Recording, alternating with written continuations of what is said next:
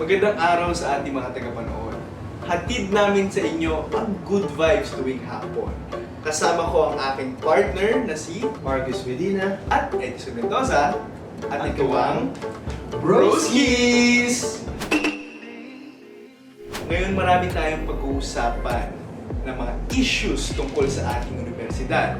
Lahat tayo nakaka-relate dito dahil lahat tayo dumaan sa pagka-estudyante. Gusto yan, partner. Napaka-controversial ng mga topic natin. So, pag-usapan natin yung usapang face-to-face nga ba? O blended. Tingin mo Uy, ba? hot issue yan, partner. Ang daming, hating-hati ang opinion ng mga estudyante sa atin. Totoo, partner. Panoorin natin ngayon, partner. Hindi, panoorin mo natin. Ito. Mas maganda yung pacing ng face-to-face unlike sa online class kasi mas less yung interaction. When it comes to transportation, dun na medyo nahihirapan lang kasi nga araw-araw nang bumabiyahe, yung traffic, given pa yung traffic dito sa Metro Manila. Pinili ko po talaga hybrid. Ngayon po tuloy-tuloy yung klase, wala nang pahinga, tas minsan po magsasabay-sabay silang lahat na may quiz, may report. Within the week lang po yun lahat. Sa totoo lang, grabe nagkakasakit na po ako, sa totoo lang. Mas convenient na magkakaroon pa rin tayo ng hybrid learning. 5 yung subject ko, wala akong break sa isang araw. I have to take my 3 major subjects. Sunod-sunod sila. For example, na nagsabay-sabay yung quiz namin, patayan yung review namin bago yung araw ng 3 subject namin. Nakakasama siya sa mental health tsaka yung sa mismong health na din namin mga estudyante. Another changes na naman sa life na sanay ka na nung online, tapos biglang magta-transition into face-to-face. Nakakashock siya, pero ganda naman yung naging epekto niya sa mental health ko kasi kahit papaano, natitigilan ko na yung pagiging procrastinate. Nakakapagod siya, 1 oras papunta dito, 1 oras na naman pabalik, tapos ang hirap pa sa LRT kasi siksikan. Ang nakakapagod talaga all throughout the day is yung biyahe, hindi yung klase. So after nga natin mapanood, partner, anong masasabi mo? Sabi ko kanina, di ba, hati ang opinion ng mga estudyante. May mga pabor, may mga hindi. Ako, parang mas gusto ko blended. Blender?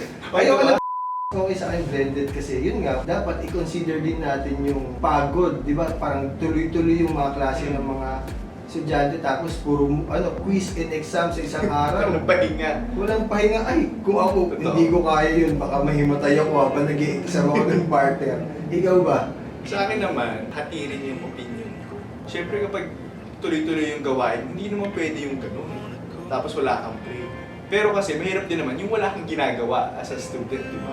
Sanay naman tayo niya sa online class after ng screen, tapos natulog na ulit. Tulog na, bitaw na, patay laptop, higa na. Kahit nga minsan, online, abang nasa klase, nakahiga ka lang. Tapos nakamute ka lang na ganyan. Minsan napipindot mo pa yung naka-on mic ka. Mic. May iba kang ginagawa, naglalaro, di ba? Get that dirty bro, get that dirty. Pero kasi, ang hirap lang din na pag sa face-to-face magastos.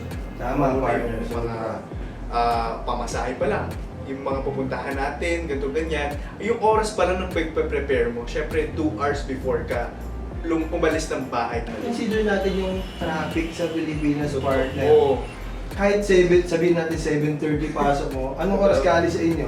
5? 6? Hindi, 6 baka wala na. Negative ka na doon, Tatakbo ka na partner. doon. Wala na. Takbo ka na. Wala rin yan. Gagroup na natin. Sorry. Hindi na mahirap kasi hindi natin makakontrol yung traffic. Tapos considering yung strike ng mga jeepneys, yung na-phase out sila, di ba? Talagang wala na tayong magagawa sa mga ganitong issues. Kumbaga, hindi lang problemang education to. Ito yung usaping gobyerno rin kung tutuusin. Tama, partner. Katulad sabi mo, parang okay din kung face-to-face. Mas magiging productive tayo sa klase. Oo. Mas marami tayong interaction sa prof and sa classmates natin, di ba? Kaysa sa online, parang chat-chat lang, tapos makakausap mo lang sa online pag Yung una, hindi kita kilala eh. Parang, Oo. ano ba to? Sabi mo, parang masamang tao ka din. Hindi din eh. Lalo na yung Kasi makata sa akin, Hindi naman partner. Partner! Okay lang naman mag face to face, pero mas okay kung blended. Ang dali na ma-drain ng mga estudyante Oo, ngayon totoo. sa sobrang daming gawain. talagang ang bilis mag-train ng tao dahil hindi lang talaga sa travel time, dahil sa environment din mismo. Kaya siguro gusto ng mga bata na magkaroon pa rin ng blended. Nabigla tayo. oriented kasi. Nabigla tayo na biglang, uy, face to face na agad, Oo. full. Diba? Galing tayo sa blended, tapos canvas, at saka partner, nasa internet world na tayo ha. Kasi ibang Totoo. nagtatrabaho, di ba? Work from home na. Gusto bang huminga muna tayo, partner? Pwede. Para kasi medyo Oo, mabigat medyo din yung Mainit ang usapan. Tsaka balita ko may naghihintay din dito sa atin. Uy, excited ako malaman niya, partner. Kanina pa yun. Kanina Oo. pa siya pinapalitadahan eh. First coating na ata Oo. siya ngayon. Binakbak pa yun, parang sculpture. Ano ba yung lapid ah? At dahil dyan, magbabalik ang Broskies! I'm the real deal, so authentic. I got a seal of authenticity under my electricity. It's genetic. They don't make them like me anymore. They don't build it all strong from the roof to the floor. They don't make them like me anymore. When you start with Patron, any cocktail can be simply perfect.